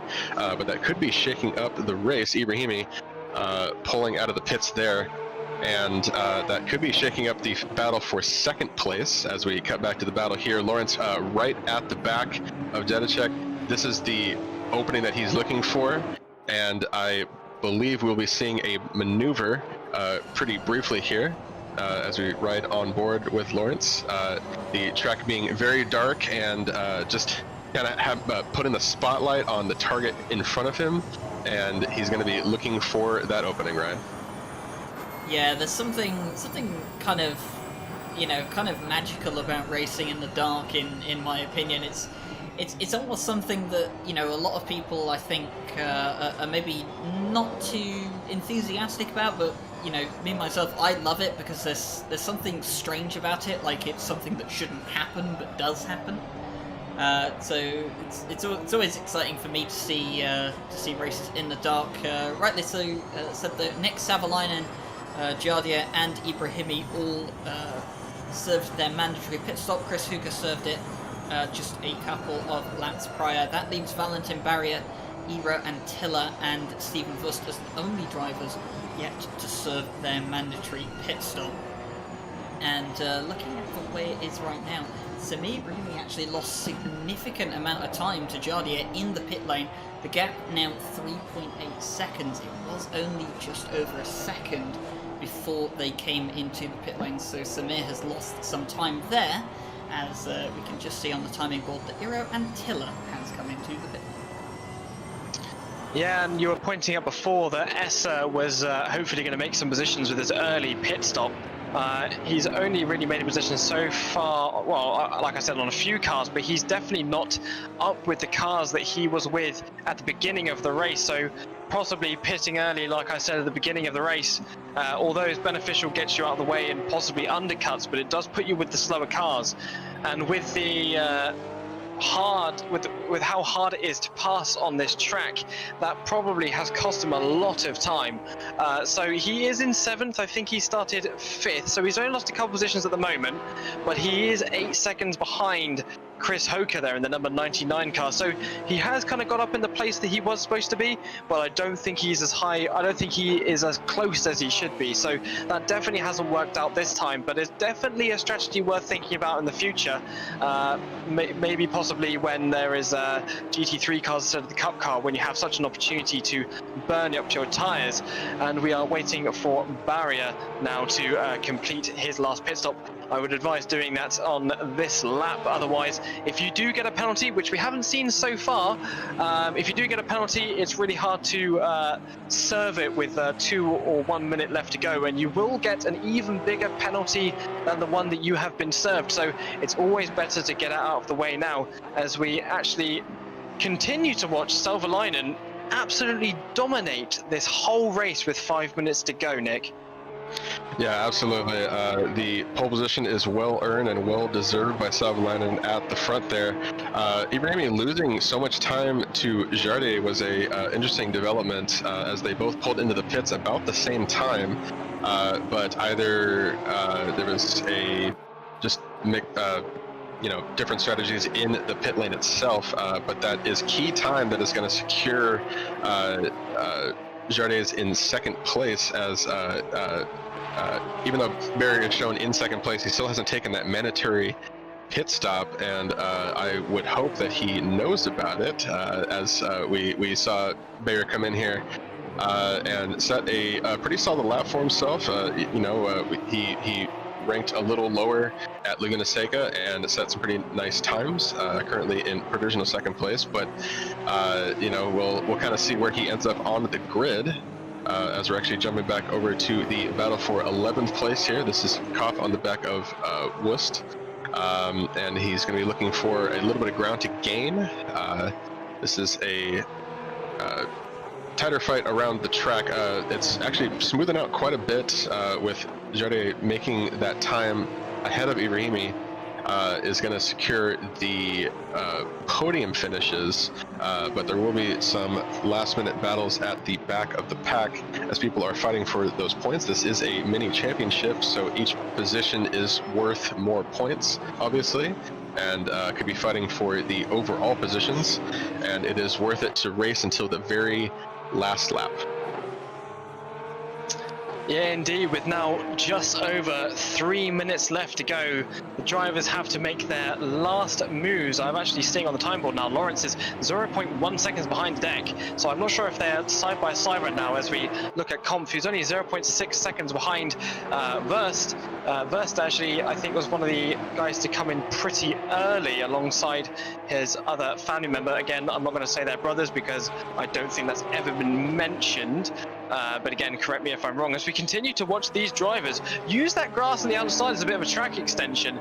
I don't think it's losing them too much time, and it gives them a bit of a slingshot, but again, dirties up their tyres, so we continue to watch Comp get a little bit closer in the number 7 car. Really like, I've never noticed before, but I really like seeing the numbers on the side of the car light up in the darkness. He actually goes a little bit further off and gets sparks from the underside of his car, so that's going to be a little bit of damage that the team after the race definitely aren't going to have a look at it. They're going to be a little bit angry at the driver, and of course driver's going to be a bit angry with himself that he got it a bit wrong, and now that gap is going to be so much larger than it was before, as Lawrence has been attacking so much more than I usually see him. He is really going for it in this latter half of the race, along with Honzik and the Meenan brothers. They are giving us quite a lot to commentate about, as the 171 goes a little bit further outside before he turns in. Now he has, you know, the kind of quarter battle on the outside there, as the other driver kind of cuts him off and he has to brake a little bit early as they go for another tight section there in this second sector as they go down this kind of secondary straight. He's now 0.191 behind, you know, can practically touch, you can fit a human being in there, and that's about it as they start coming up to the third sector. Let's see if he can spring his way onto the start finish line, but it doesn't seem like he's actually gained so much time now. I think he lost a little bit, but he only has around 2 laps to make sure that this works, Ryan. Yeah, he doesn't have long at all to get this move done. In fact, with just 1 minute and 15 seconds on the clock, I think, yes, the next time that Savalainen comes around to start will be the final lap indeed. Just running some numbers at the moment, trying to calculate some positions for the final championship standings to see where everyone is going to be. As it stands, Jardia will be the Porsche Cup Mini Series champion, but Savalainen will not let that discourage him from going on and continuing to dominate this race and dominate the championship as he has done. Except for that unfortunate technical failure at Laguna Seca, this would have been a hat-trick of wins for him so far in this championship. But it's not over yet, and Bedchek versus Lawrence for 9th place is still very much on. As we're going to pull into the final lap here, the battle for 9th place, you see on your screen here, Lawrence is going to be looking for an opening, and he's going to be trying to shake it out of Dedicek ahead of him as they are looking for either a miscalculation or a slingshot maneuver to get around them. Last lap at Zandvoort, it is solidly nighttime, and I think we're going to be seeing a pretty exciting last lap as they are going to continue fighting for that position, trying to put a little distance between him and Lawrence behind him. Dedicek trying to pull away as they move into the final lap and kind of see what the strategy is going to be. If Lawrence is going to take it a little bit wide, actually cuts the apex just a little bit, grabs a little bit of grass on the outside, and we're going to see how this shakes out going into turn 1. And the Dedicek trying to put a little bit of distance. He definitely is losing ground. Actually, with Lawrence going a little bit sideways, that's going to be a huge loss of time. Exciting to watch for the viewers, but we'll be losing him some ground as Zedechek is trying to fight him off. He was definitely losing time in Sector 1 as we cut back to our leader of the race and our original winner of Zandvoort, putting up impressive times and a solid victory for Savalainen as he's going to cross the line now, flashing his lights in a solid 1 victory for Savalainen. Oh yes, we actually come back to the battle for 10th place. Laurent has got past Verst in the, or is that Verst? Yeah, I believe, or Dedek.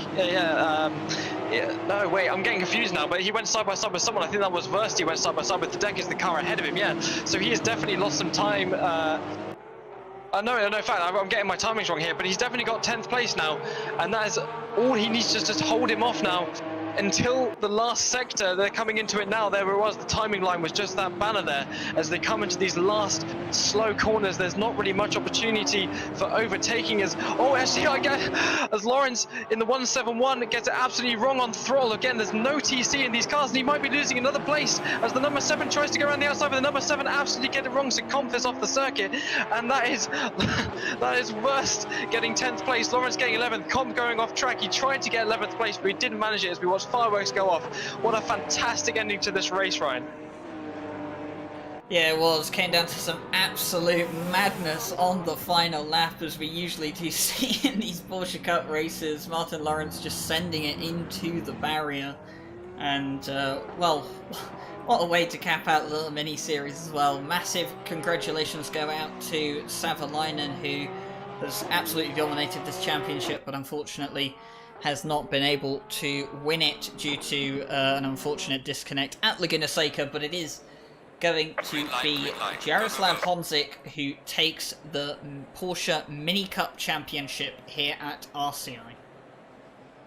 Yeah, congratulations to Jardia, and even though it's a mini championship, it's nothing to be sniffed at. That takes some dedication and hard work. And again, to everyone that took part in this championship, thank you very much. In Pro-Am and Am, it takes all of you guys to turn up for us to even have any racing at all. So absolutely fantastic. And I like to welcome you all that's watching to look in the description to our Discord, where you can come and join us. We would love to have you racing here and to help us put on some fantastic races that's already been happening here today, Nick. Yeah, absolutely. And Zandvoort was a fantastic race. I loved this mini series. These 3 races were a blast to commentate over and a blast to watch, with these pro level drivers and our Pro-Am and Am drivers all putting on some impressive racing to watch, and the standings will be posted shortly with those points. And a huge congratulations out to Jardier for the win. Yep, it's been an absolute pleasure to commentate and broadcast this series to you. It's only been a 3-round championship, but my word, has it had drama, has it had action, and has it had an amazing story to tell. Congratulations to Jardia for winning the championship. As Nick said, the full table will be out soon as possible. Thank you everyone for joining us here tonight. If you are looking for some more RCI racing, well, you won't have to wait too much longer. On Friday, the Intercontinental GT Sprint Championship is going to be starting with round 1, and I actually think that round 1 is at Laguna Seca, if I'm not incorrect on that one. If I am, someone will correct me. Don't worry about that. And we are going to be streaming the Pro and the Am split this Friday, and the next Friday we'll be streaming the Silver and the Rookie split. So all 4 splits going to be streamed. That's going to be absolutely fantastic. Going to be doing the entire Intercontinental calendar. It's going to be an absolute blast. We also have the Bathurst Night Owl event on Saturday, the 4th of July. Nick is going to be broadcasting that one alongside Jesse Lee and Josh Lation. We also have the pre-qualifying events coming up soon in July for the Barcelona 6 hour, so pre-qualifying for the pros, and the AMS 20 spots available for each class for that race. So 40 spots in total. Get yourself signed up for the 6 hours of Barcelona. There's going to be a real nice twist to that race that I think a lot of people are going to enjoy. We have a lot of really cool stuff prepared for it as well. My name has been Ryan Gill. I have been joined by Nick Setnick and Thomas Crabb in the commentary box today. We have thoroughly enjoyed taking you through this championship and tonight's race. If you of course are looking forward to coming back, we will see you again on Friday for the start of the Intercontinental GT Sprint Championship. But from all of us here at RCI, thank you very much for watching, and we'll see you soon.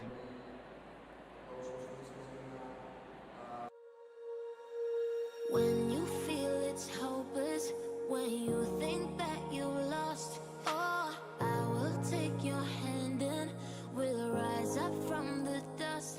Oh, here we go, go, go, let us heal and grow. You won't be alone, we're unstoppable. Don't be afraid to show what we're going for. This is what we know.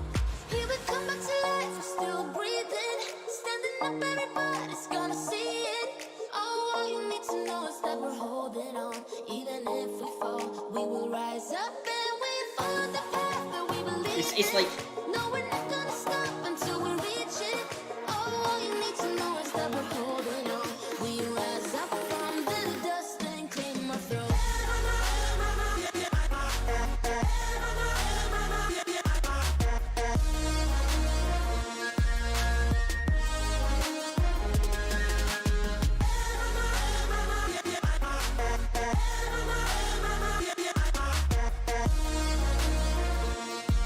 We rise up from the dust and claim our throne. We all have our reasons why we are on this track. Oh, we all have our burdens, yeah, but we just keep on fighting and we never look back.